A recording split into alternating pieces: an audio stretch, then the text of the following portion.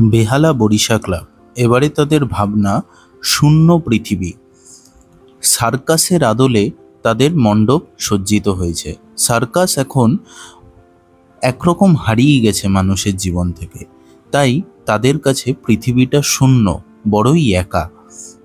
দেখে যান বেহালা বরিশা ক্লাবের এই থিম, এক কথায় অভূতপূর্ব, অসাধারণ। শূন্য পৃথিবী 2025 বেহালা বরিশা ক্লাব।